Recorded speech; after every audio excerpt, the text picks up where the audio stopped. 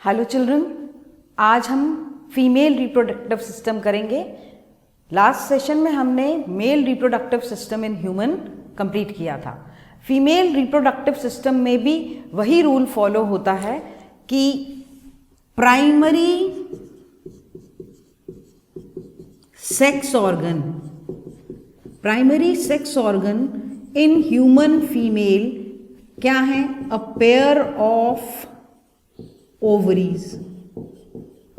ठीक है, a pair of ovaries जो कैसी हैं? आलमंड शेप्ड हैं।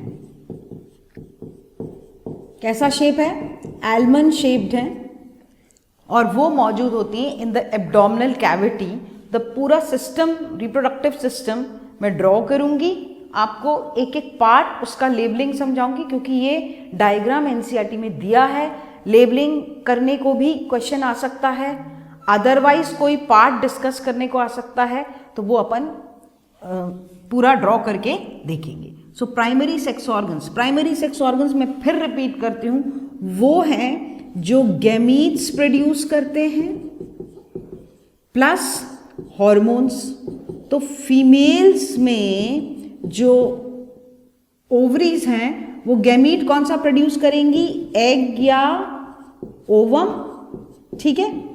और हार्मोन कौन सा प्रोड्यूस करेंगी? आप ध्यान रहे, मेल में जो हार्मोन्स प्रोड्यूस होते हैं वो टेस्टोस्टेरॉन है, लेकिन फीमेल में there are two groups, estrogen, question आ सकता है, and progesterone.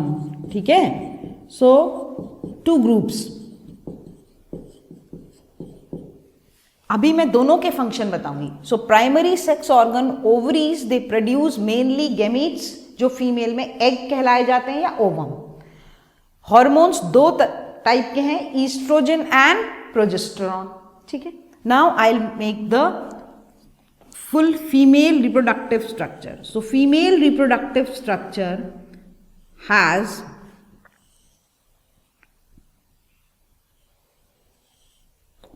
a tube called fallopian tube, a pair of tube on both the sides called fallopian tube or oviduct. Fallopian tube or oviduct. So these two tubes are fallopian tubes, or also called as oviduct. ठीक है, the ends of these fallopian tube have finger like projections, both finger like structures called fimbriae. So fimbriae, and this part, so I'll enlarge this part, so it's like this. I'll enlarge this part, and how does it look? A funnel shape ending with finger like projections. Now this funnel shaped part is called as infundibulum. Infundibulum, ये जो उंगलियों जैसे structures हैं उसके बाद जो चौड़ा एक एरिया है उसको बोलते हैं इनफंडिबुलम। इनफंडिबुलम के बाद एक नैरो सकरी ट्यूब है, और उस ट्यूब में जहाँ भी सबसे ब्रॉड यानी चौड़ा पोर्शन है, उसके बाद वो बहुत ही पतली ट्यूब है दोनों तरफ से, तो जो इस जगह पे थोड़ा सा चौड़ा पोर्शन है उसको बोलते हैं, इनफैक्ट इस जगह पे इसको बोलते हैं एम्प्यूला। क्या बोलते हैं उसको? एम्प्यूला। सो ये फेलोपियन ट्यूब है, उसकी सारी labelling. Fallopian tube of both the side, दोनों तरफ के फेलोपियन ट्यूब एक इलास्टिक बैग में खुलते हैं। Now this elastic bag is called as uterus or womb. Uterus or womb, ठीक है, and it has अंदर की तरफ से it has thick muscular lining on from inside, muscles की मोटी लाइनिंग होती है, ठीक है, and this muscular bag uterus ends into a narrow sakri opening, and this narrow part is called as cervix. क्या बोलते हैं इसको? cervix. This part is the cervix and the upper ऐसा उठा हुआ रीजन बोलते हैं इसको फंडस, यूट्रस का उठा हुआ रीजन फंडस, और ये पूरा इलास्टिक बैक कैविटी, और it ends into a narrow structure called as cervix. This cervix opens into a passage which is called as vagina. ठीक है, opens into the vagina. Now हम बात कर रहे थे ovaries की.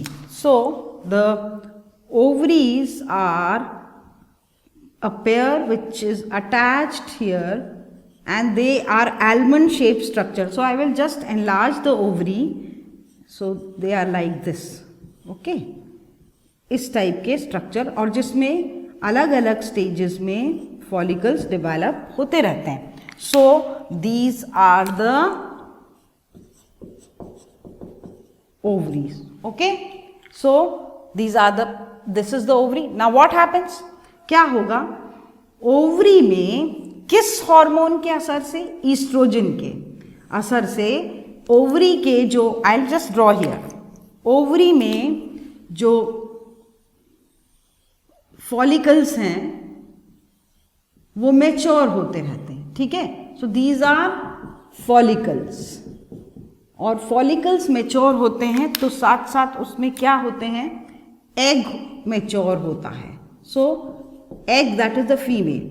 सो ईस्ट्रोजन की हेल्प से जो, अब now there is one important thing in female reproductive system, ध्यान रखना, गर्ल्स जब पैदा भी नहीं हुई हैं, मतलब हम सब जब 9 महीने अपनी मदर की वूम में डेवलप हो रहे थे, लड़कियां, remember girls, during that period जब हम पैदा भी नहीं हुए हैं, बिफोर बर्थ, हमारी जो ओवरीज जो बनी होंगी अंदर 3 मंथ्स के बाद बनने लगती हैं, मैच्योर होने लगती हैं अंदर ही, जब हम पैदा भी नहीं हुई हैं तब से हजारों, थाउजेंड्स ऑफ इमेच्योर ये फॉलिकल्स और एग फॉलिकल्स हमारे मतलब एग्स बन के पड़े रहते हैं.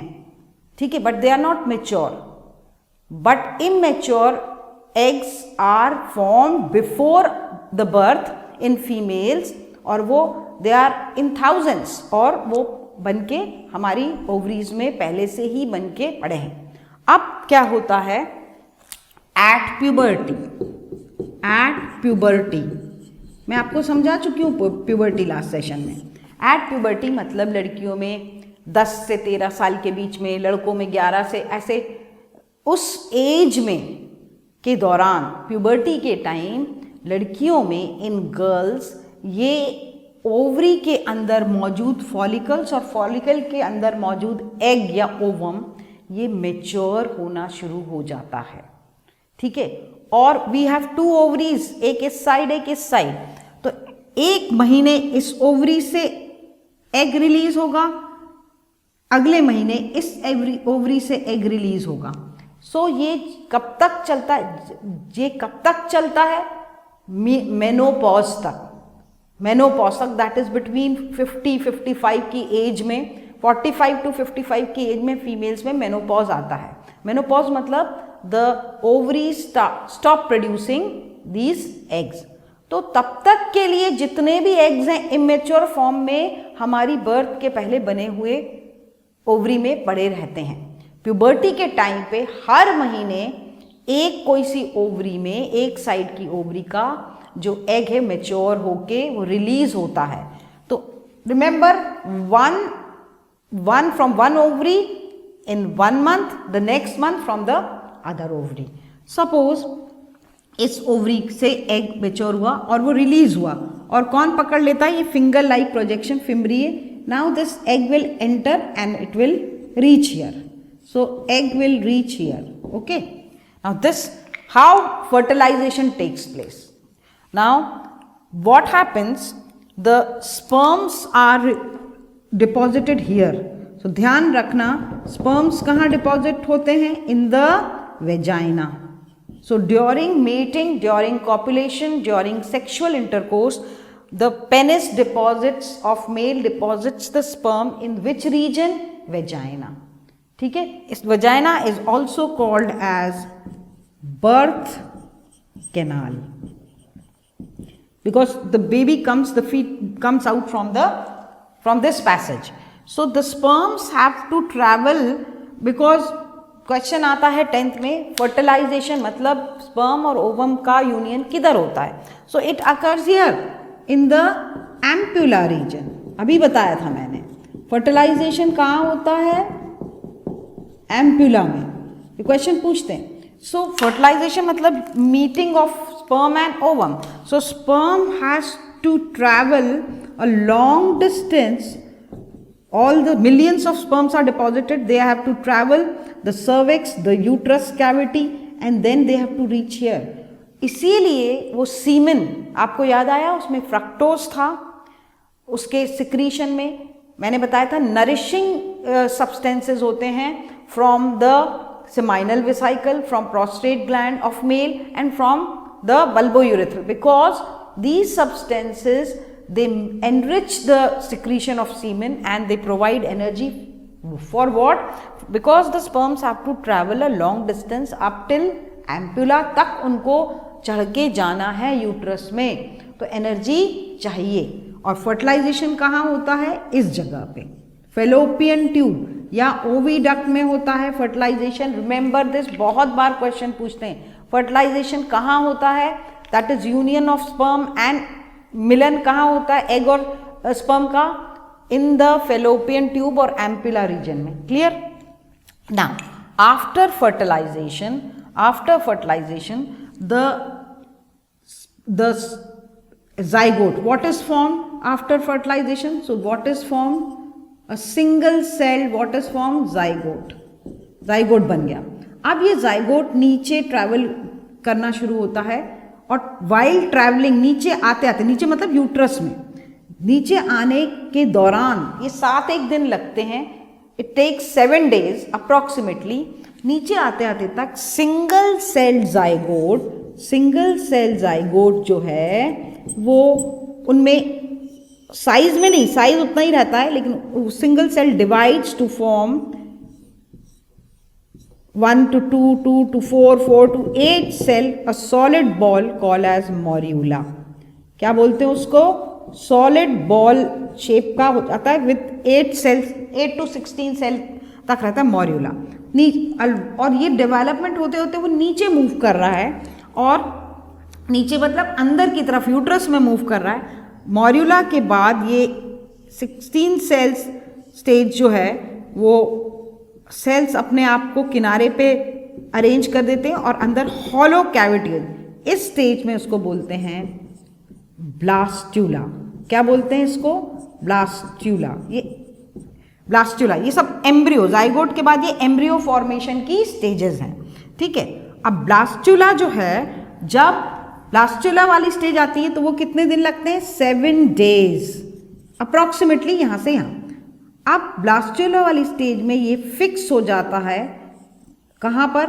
Inner wall of the uterus. और ध्यान रखना, inner wall of uterus is highly vasculated, मतलब ब्लड वेसल्स एंड ग्लैंड्स से भरी हुई होती, ग्लैंड्स फॉर सिक्रीशन बहुत सारे, क्योंकि अब वहाँ पर यूट्रस वो जगह है जहाँ 9 महीने 40 weeks या 270 days, कुछ भी बोलिए, अप्रॉक्सीमेटली 270 days या 40 weeks या 9 months, one and the same thing. वो यहाँ डेवलपमेंट होना है फीटस का. एम्ब्रियो के बाद का development we call it foetus. So embryo तक कब तक कहते हैं? जब तक सेल्यूलर स्ट्रक्चर रहता है. अभी सेल्स वाला स्ट्रक्चर है, तब तक हम इसको क्या बोलेंगे? एम्ब्रियो. सो दिस कौन सा स्टेज वाला embryo? Blastula. It attaches itself to the inner wall of the uterus, और इस इनर वॉल को बोलते हैं एंडोमेट्रियम. क्या बोलते हैं इसको? Endometrium. It is highly vasculated. बहुत सारी ब्लड वेसल्स हैं, बहुत सारी ग्लैंड्स हैं, क्योंकि इनको नरिश करना है डेवलपिंग एम्ब्रियो को. सो कहीं पर भी ये फिक्स हो जाता है, एनीवेयर इनसाइड द यूट्रस. या कोई ज़रूरी नहीं है, इस तरफ भी हो सकता है। और वो कौन सी स्टेज है? ब्लास्टुला। और जैसे ही वो चिपक जाता है यूट्रस की वॉल से, इसको बोलने लगते हैं ब्लास्टोसिस्ट। क्या बोलने लगते हैं इसको? ब्लास्टोसिस्ट। ठीक है, इस स्टेज को, सिस्ट कब? जब वो अटैच एम्बेड हो जाता है inside the endometrium, that is inner wall of the uterus, inner lining of the uterus. Uterus की ये लाइनिंग एंडोमेट्रियम, उसके बाद हाईली मसल्स वाली लाइनिंग, खूब सारी मसल्स वाली लाइनिंग, उसको बोलते हैं मायोमेट्रियम। क्या बोलते हैं उसको? मायोमेट्रियम। सो मस्क्यूलर है, क्यों है? इलास्टिसिटी है। अब वहां पर फीटस 9 मंथ्स डेवलप हो रहा है, फीटस का साइज बढ़ रहा है, तो इलास्टिसिटी भी होती है, इसलिए इलास्टिक बैग यूट्रस या वूम्ब। अब आगे का डेवलपमेंट यही होता है। So I will just draw here the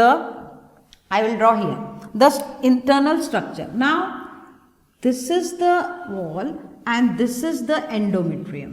So what happens? This blastocyst क्या है? धीरे धीरे धीरे धीरे धीरे वो अपने आप को पूरा अंदर कर लेता है। ठीक है, ये हॉलो बॉल ब्लास्टोसिस्ट पूरा, मतलब यहाँ भी पूरा एंडोमेट्रियम की लाइनिंग है अंदर।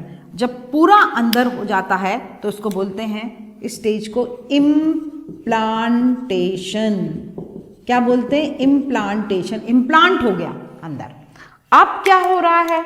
इम्प्लांटेशन हो गया है तो वो अपने आसपास एक फिंगर लाइक प्रोजेक्शन वाली लेयर बना लेगा।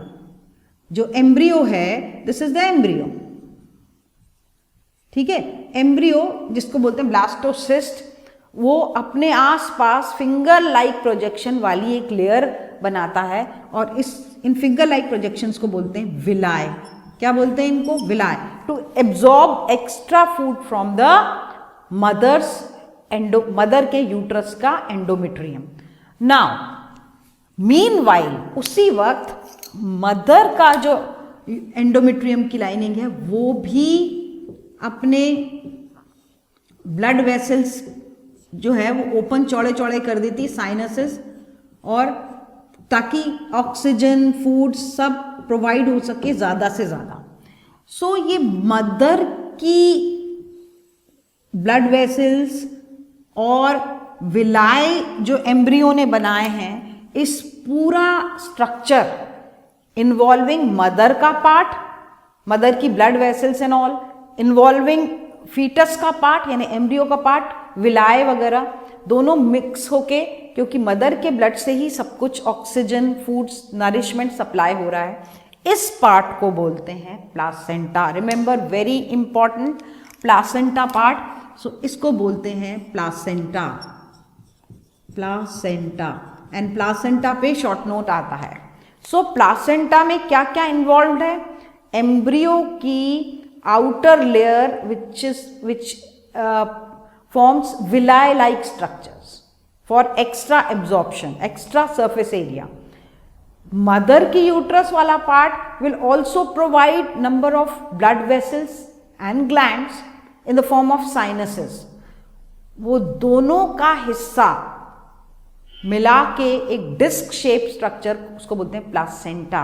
क्वेश्चन आएगा। और placenta provides, it's both the tissues are involve, mother का भी और डेवलपिंग फीटस का भी, exchange of material.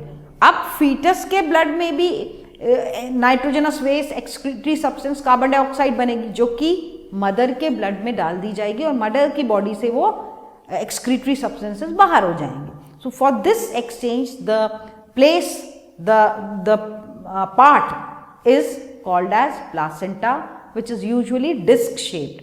In human it is disc shaped. Okay, so placenta also releases number of hormones during for the development of the fetus during these 9 months. So this part is very important. So is it clear?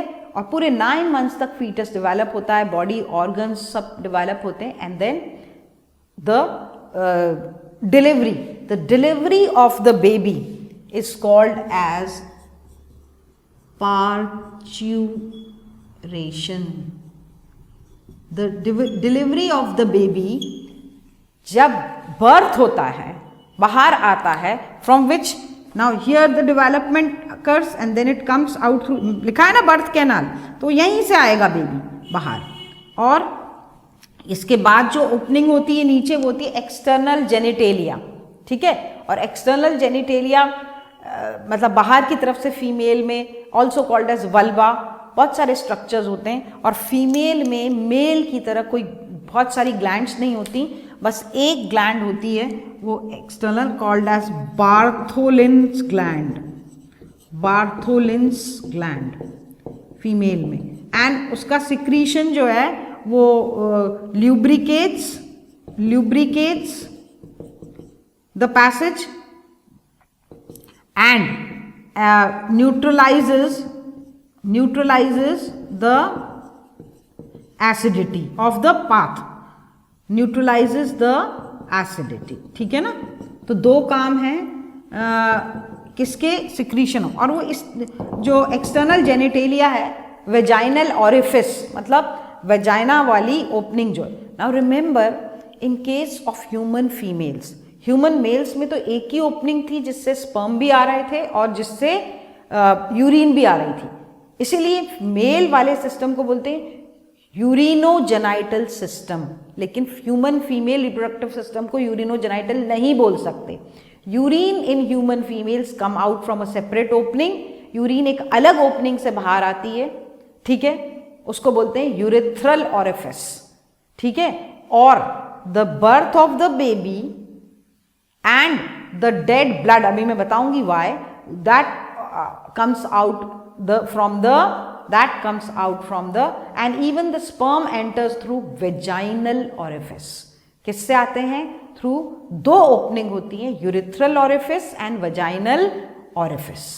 Urethral orifice से सिर्फ urine आएगी female में बाहर, vaginal orifice से sperms डाले जाएंगे penis के through vagina में, बेबी का बर्थ होगा। वेजाइनल ऑरिफिस मतलब वो ओपनिंग को ऑरिफिस बोलते हैं, और उसके आसपास ये बहुत सारी छोटी छोटी ग्लैंड्स होती हैं, बार्थोलिन ग्लैंड्स, या इनको बोलते हैं glands of Skene, glands of Skene. So वो प्रेजेंट होती है just to neutralize the acidity of the passage and it चिकना कर देते हैं ताकि एंट्री ऑफ पेनिस या बेबी का बर्थ बहुत इजीली हो जाए, that is lubrication. So this is about the female reproductive system and fertilization and development of the from zygote to embryo.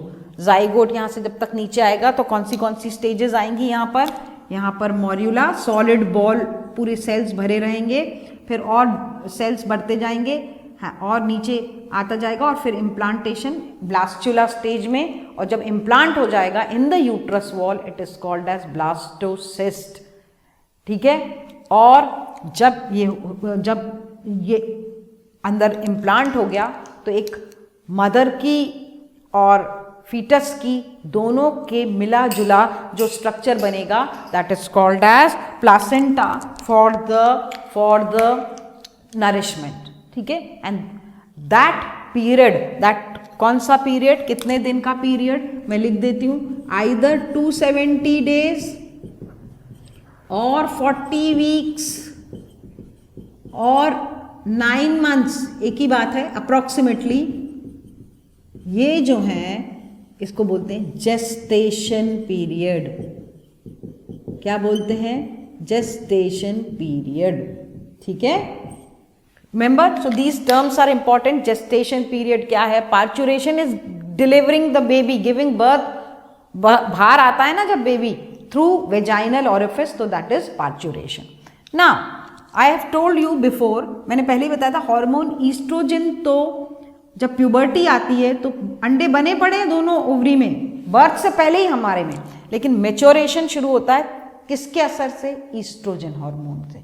So oestrogen hormone females में maturation of follicle के लिए जिम्मेदार है, मतलब फॉलिकल में एग मैच्योर होने लगेगा after puberty. And दूसरी चीज, responsible for development of secondary sexual characters, मैं बता चुकी हूँ। सेकेंडरी सेक्सुअल कैरेक्टर्स, हमारी आवाज़ में, फीमेल्स की आवाज़ में चेंज होना, बॉडी शेप में चेंज होना, ब्रेस्ट का डेवलपमेंट होना, आर्म पिट्स में हेयर आ जाना, तो ये सब चीज़ें सेकेंडरी सेक्सुअल कैरेक्टर्स का आना कौन रिस्पॉन्सिबल है? ईस्ट्रोजन। क्लियर? दूसरा, प्रोजेस्टेरॉन का क्या काम है? ये भी रिलीज होता है ओवरी से। वो दैट इज कि जब ये एम्ब्रियो इम्प्लांट हो जाए, अंदर धस जाए यूट्रस की वॉल में, तो 9 मंथ्स तक वो अच्छे से अंदर एम्बेड होके रहे, वो ब्रेक नहीं होए, नहीं तो मिस कैरेज या अबॉर्शन होने के चांसेस होते हैं। तो पूरे टाइम वो अंदर अच्छे से डेवलप होए, लूज होके यूट्रस से अलग ना हो जाए, नहीं तो मर जाएगा, फीटस विल डाई। उसके लिए रिस्पॉन्सिबल है progesterone for development of endometrium and hormones. तो progesterone is also called as, question आता है, प्रेगनेंसी हार्मोन। क्या बोलते हैं इसको? Pregnancy hormone. ठीक है, because it helps in maintaining the pregnancy in females. So this was about the female reproductive system. The labeling important. What is oviduct? What is uterus? What is cervix? What is vagina? All these parts. What is ampulla, infundibulum, ovaries? These names. Plus the procedure up to the gestation. What is gestation? What is parturition? ठीक है? So we will continue next. Further in our next session. Till then, thank you so much.